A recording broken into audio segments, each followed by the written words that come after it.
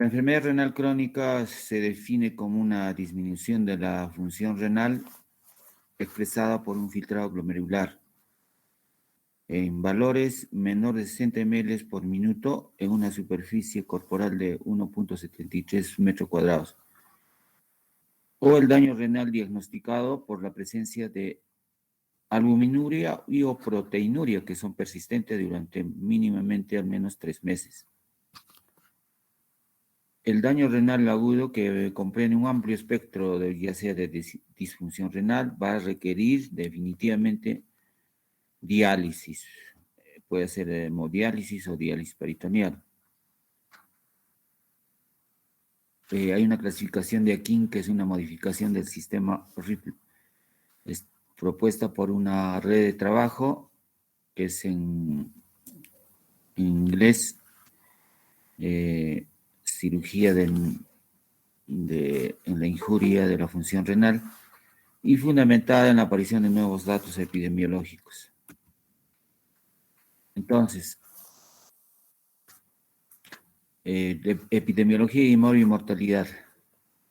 La prevalencia de la enfermedad renal crónica incrementa progresivamente con la edad y es una causa importante de mortalidad en el paciente que será sometido al acto quirúrgico. Se estima que la mortalidad tras la cirugía general en pacientes con enfermedad renal crónica terminal oscila entre el 1 y el 4%. Y la cirugía urgente está asociada a un riesgo 5 veces mayor de muerte. Pacientes con obstrucción intestinal o pacientes con apendicitis aguda, entonces el riesgo es mayor.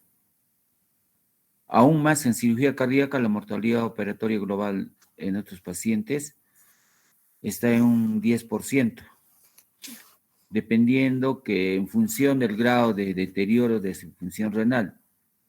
Y aún hay una coexistencia de diabetes mellitus que va a incrementar significativamente el riesgo de estos pacientes.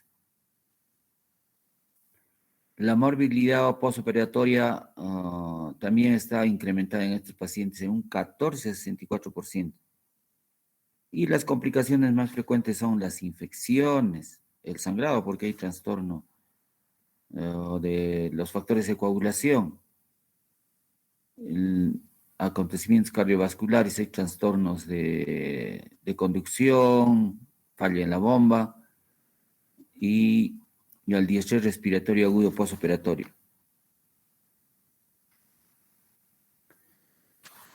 Bueno, esta es la clasificación de la enfermedad renal crónica en estadios 5, ¿no?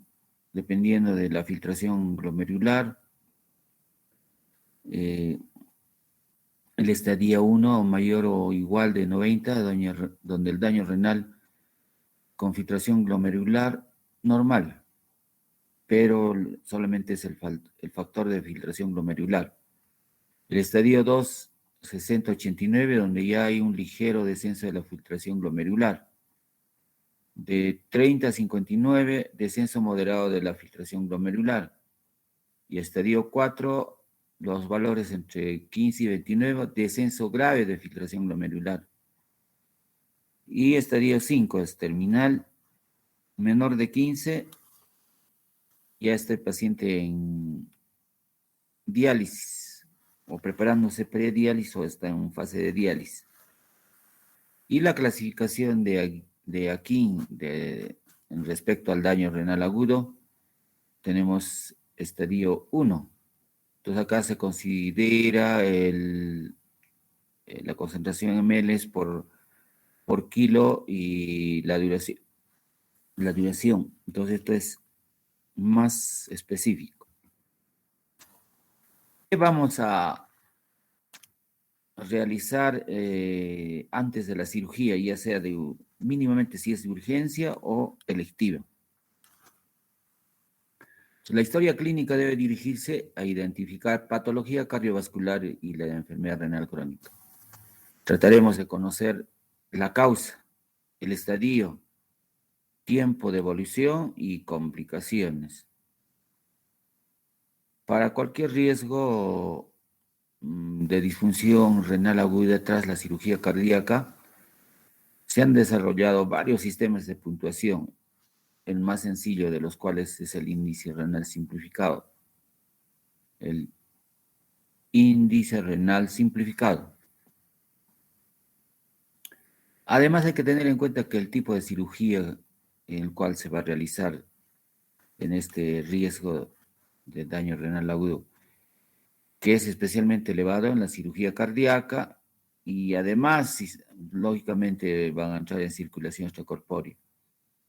La cirugía vascular aórtica, el trasplante renal y hepático, la cirugía de ictericia obstructiva y también la cirugía laparoscópica.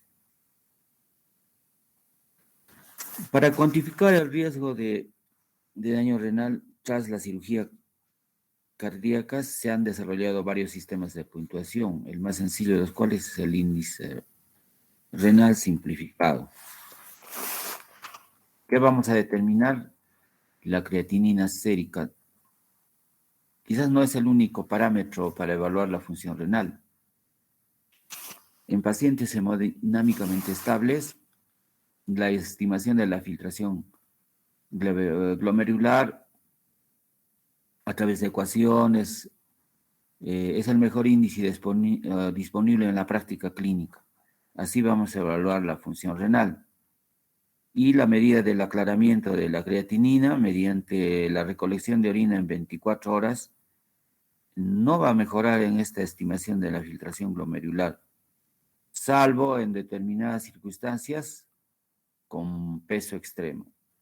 Tenemos aquí la fórmula de filtración glomerular estimado, un valor 175, la creatinina sérica menos este valor por la edad y los valores que se están mostrando, especialmente en la mujer y también en la raza negra. La excreción urinaria de proteínas también debe valorarse de modo preferente, como el coeficiente albúmina-creatinina, en una muestra aislada de orina. Lo normal es menor de 30 miligramos, preferiblemente en la primera orina de la mañana. Vamos a mostrar en este cuadro las exploraciones complementarias que deben incluirse en la valoración preoperatoria. Es un sistema de puntuación de Toronto para evaluar el riesgo de daño renal agudo. Entonces, vamos a evaluar el factor de riesgo, el índice de sensibilidad renal, categorías de riesgo y tenemos al final la evaluación. Índice renal simplificado, muy bien. Entonces, el factor de filtración glomerular menor de 40. Vamos a tener hoy la puntuación, los porcentajes, ¿no? El tipo de cirugía también, si es la cirugía valvular, ya también vamos a determinar diabetes mellitus, cirugía no electiva. Pruebas que se deben solicitar en una valoración preoperatoria. Todos los pacientes siempre debemos solicitar hematológico y bioquímico, hemograma, glicemia, creatinina con cálculo de filtración glomerular, también electrolitos, sodio, potasio, cómo está el perfil de coagulación, un electrocardiograma, una radiografía de tórax, dependiendo de la edad, comorbilidad y tipo de cirugía. Pacientes con enfermedad renal crónica, además, vamos a solicitar la albúmina, calcio, fósforo y también gases en sangre arterial. Cociente de albúmina, creatinina en orina reciente, hemostasia básica, electrocardiograma y radiografía de tórax. Tenemos que prevenir el daño renal agudo en el perioperatorio por diferentes factores. Estas medidas preventivas van dirigidas a conseguir una euvolemia, mantener la perfusión renal y evitar las nefrotoxinas. Ustedes saben que en los pacientes la administración de líquidos es muy limitante. En el preoperatorio se debe optimizar el control de la presión arterial. Algunos pacientes son hipertensos, entonces hay que optimizar valores, cursan entre 130 y 80. Hay que suspender los fármacos a aquellos pacientes que estén tomando bloqueadores del sistema renina-angiotensina, aldosterona. Algunos están consumiendo alisquirén, espironolactona, esplerenona, al menos 10 horas antes de la anestesia. A evitar la sobredosificación de diuréticos. Si es una cirugía cardíaca, por ejemplo, trataremos de mejorar la anemia, porque estos pacientes siempre cursan tendencia a la anemia con transfusiones o con hierro intravenoso o estimulantes, como la eritropoyetina. Evitar las pruebas diagnósticos con contrastes yodados, porque al final todas estas sustancias se eliminan a nivel renal, pero como no es funcionante, al contrario, vamos a crear toxicidad. Y el uso innecesario de fármacos nefrotóxicos, principalmente AINES, aminoglucósidos, sulfonamidas, vancomicina, son antibióticos potentes, anfotericina, anticalcio neuróticos, y ajustar los fármacos de acuerdo a la filtración glomerular, especialmente en el paciente anciano y en el diabético. Aunque no tenemos un acuerdo sobre la estrategia ideal para prevenir la nefropatía cuando se utilizan medios de contraste. Y también hay esta premisa, de recomendación actual incluye también la hidratación. Seguimos con la prevención. Durante la intervención debe mantenerse una presión arterial media o igual a 65-70 milímetros de mercurio y una presión de enclavamiento pulmonar de 10 a 15 milímetros de mercurio. Esto mediante un catéter de vía central. Algunos estudios sugieren que el mantenimiento de la volemia sea con soluciones cristaloides como Ringer, lactato Ringer. Va a asociarse a una menor incidencia de hiperpotasemia y acidosis hiperclorémica que con el suero fisiológico. Entonces, siempre de preferencia, pero en el mercado ya no hay solución de lactato Ringer. En algunos centros hospitalarios sí hay. Deberá evitarse el empleo perioperatorio de AINES en estos pacientes con insuficiencia renal crónica. Vamos a recurrir a pautas de analgesia alternativas. En la cirugía laparoscópica deberá limitarse la presión intraabdominal a 15 milímetros de mercurio, o sea, la insuflación del CO2 no trataremos de llegar mayor de 15 y reducir la perfusión renal. En el postoperatorio deberán monitorizarse los constantes vitales, también la diuresis y los parámetros analíticos, especialmente la hemoglobina, la uremia, creatinina, sodio, potasio y el equilibrio ácido-base, aplicando medidas correctivas.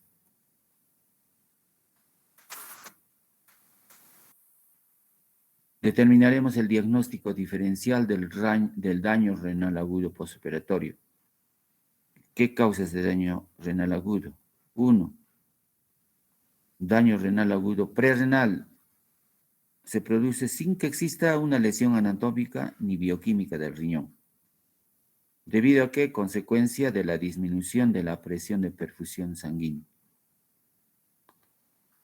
Consecuencia de la disminución de la presión de perfusión sanguínea. 2. Daño renal agudo o parenquimatoso Se produce una lesión anatómica del parénquima renal. Puede ser a nivel de los vasos, de los glomérulos, de los túbulos o el intersticio. Entonces, en esta forma más importante es la necrosis tubular aguda. Causa de daño renal 3. Postrenal u obstructivo. Es el que se produce por la obstrucción de las vías urinarias. Pacientes prostáticos, hidronefróticos, son esta causa. Vamos a emplear una estrategia diagnóstica. Ante un paciente con daño renal agudo postoperatorio, debemos realizar una serie de preguntas. El diagnóstico es sencillo, ya que vamos a contar con datos analíticos previos al procedimiento, pero no siempre es fácil determinar la causa. Entonces vamos a hacer el enfoque diagnóstico del daño renal agudo. El diagnóstico, el objetivo, pregunta y focos de interés. El diagnóstico, si es sindrómico, funcional, fisiopatológico o etiológico. Frente al sindrómico, confirmar el origen agudo del daño renal, preguntando, ¿es un deterioro agudo o crónico? ¿Qué focos de interés? Confirmar el carácter agudo, descartar una enfermedad renal crónica, puede haber daño renal agudo sobre una enfermedad renal crónica. Si es funcional, determinar el grado de deterioro funcional. ¿Cuándo se ha deteriorado la función renal? Graduar el descenso funcional renal utilizando estas premisas, tanto Rifle como Aquin. Fisiopatológico. Establecer el mecanismo principal del daño renal agudo. Prerrenal, parenquimatoso u obstructivo. Entonces, de acuerdo a eso, enfocaremos nuestra acción terapéutica. Etiológico.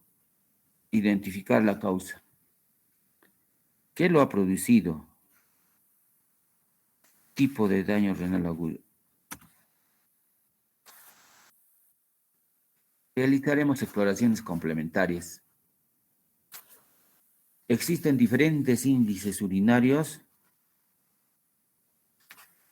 que nos van a ayudar en la distinción entre el daño renal agudo prerrenal, renal y postrenal.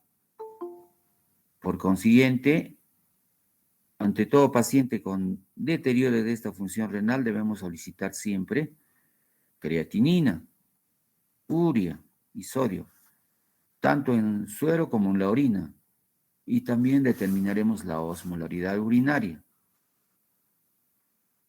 La excreción fraccionada de sodio es el índice con mayor sensibilidad y especificidad.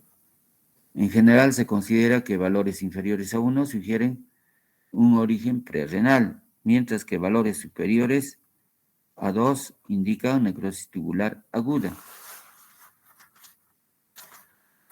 Actualmente contamos con marcadores de necrosis tubular agudo como la beta-2 microglobulina y la N-acetil glucosaminidasa en orina, que si están elevados apoyan nuestro diagnóstico de necrosis tubular aguda, pero su uso no está ampliamente difundido. Es importante recordar que la necrosis tubular aguda sigue siendo un diagnóstico de exclusión. Tratamiento del daño renal agudo postoperatorio. Medidas generales. Nunca vamos a insistir en la prioridad de las medidas preventivas a la hora de minimizar la incidencia de daño renal agudo en el paciente quirúrgico, teniendo en cuenta que nunca se insistirá bastante en la prioridad de las medidas preventivas a la hora de minimizar la incidencia. Entonces, aquí tenemos si es daño renal agudo prerrenal, necrosis tubular agudo o daño renal agudo obstructivo, ¿no? Con los valores. Medidas generales que debe aplicarse a todo paciente con daño renal agudo. 1. Presión arterial media, vamos a mantener mayor de 70 milímetros de mercurio. 2. Volumen sanguíneo óptimo, medido por una presión venosa central, mayor de 5 milímetros de mercurio. 3. Presión de enclavamiento pulmonar de aproximadamente 15 milímetros de mercurio. 4. Hematocrito mayor de 30 o hemoglobina mayor de 10 gramos por litro. 5. Índice cardíaco mayor o igual a 4.5 litros por minuto. 6. Aporte sistémico de oxígeno. Un volumen de 550 milímetros por minuto.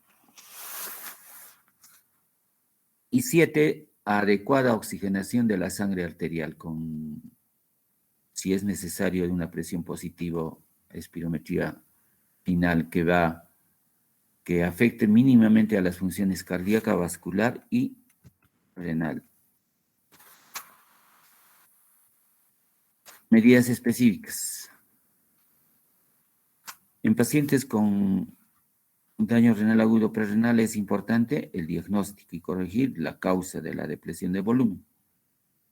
En estos casos, los pacientes generalmente presentan oliguria o anuria, por lo que la velocidad de reposición de líquidos va a estar determinada por los antecedentes cardiológicos del paciente para evitar una sobrecarga de volumen. El objetivo es restablecer la diuresis, para lo cual, además de la administración de fluidos, suele ser necesario emplear diuréticos de asa.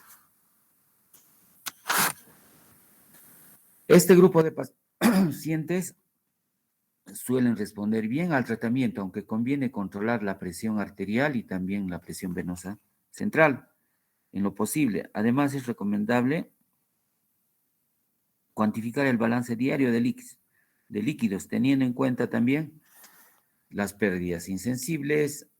Actualmente está bien establecido que el uso de diuréticos o de inotrópicos como la dopamina a dosis bajas no disminuye la mortalidad ni la necesidad del trastorno renal, y su único beneficio consiste en transformar las formas oligúricas en no oligúricas, retrasando el índice de la diálisis. El paciente con enfermedad renal terminal,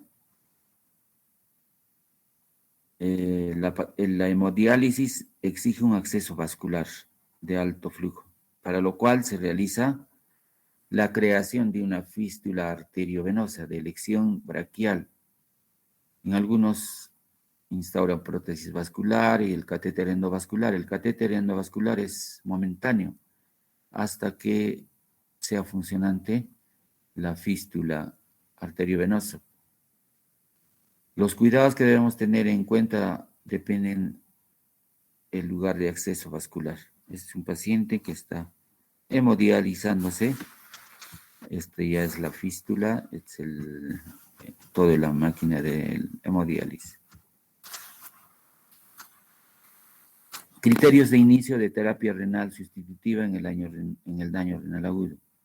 Cuando estemos frente a una hiperpotasemia, hiponatremia y acidosis metabólica. Si hay sobrecarga de líquidos con edema pulmonar o insuficiencia cardíaca. Tengamos sintomatología urémica, pericarditis, encefalopatía y diátesis hemorrágica y trastornos de coagulación. La urea mayor de 250 o nitrógeno ureico en sangre mayor de 100.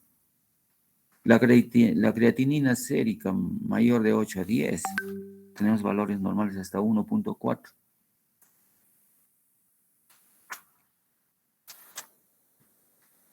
Seguimos con el paciente de enfermedad renal crónica terminal.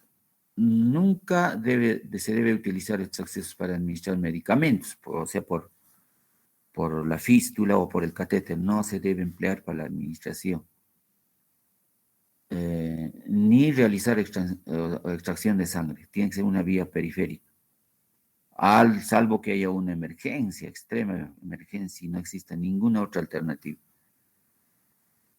Si este paciente es portador de una fístula arteriovenosa, todas estas vías, tanto venosas como arteriales, deben colocarse siempre en el brazo contralateral, o sea, la mayoría somos diestros, entonces en el lado izquierdo, porque siempre tener activo el brazo diestro. No debe de medirse también la presión arterial en este brazo, donde se ha creado la fístula arteriovenosa. Y evitar cualquier compresión, porque vamos a tener la creación de trombos y ya no es funcional. Cuando estos pacientes van a ser sometidos a cirugía, lo ideal es consensuar una fecha con el nefrólogo, teniendo en cuenta cuándo se realizará la sesión de diálisis, el volumen de diálisis residual, la ganancia de peso y el tipo de cirugía que se va a realizar. En el paciente con enfermedad renal crónica terminal que todavía no ha entrado en diálisis, es importante preservar los accesos vasculares para el futuro. Tenemos que cuidar, canalizar accesos venosos en un solo brazo. Vamos a cuidar el lado izquierdo, bueno, y usar el lado derecho, usar preferentemente la vía venosa y tratar de evitar canalizar una vía arterial innecesaria. En relación a pacientes con diálisis peritoneal, estos pacientes pueden continuar con su pauta habitual de diálisis, teniendo en cuenta el drenaje total del abdomen antes de la cirugía, especialmente si van a recibir anestesia general. Las cirugías cardíacas, torácica y abdominal contraindican continuar con esta modalidad en el postoperatorio, por lo que antes de una intervención quirúrgica hay que colocar un catéter que va a permitir realizar hemodiálisis en el postoperatorio.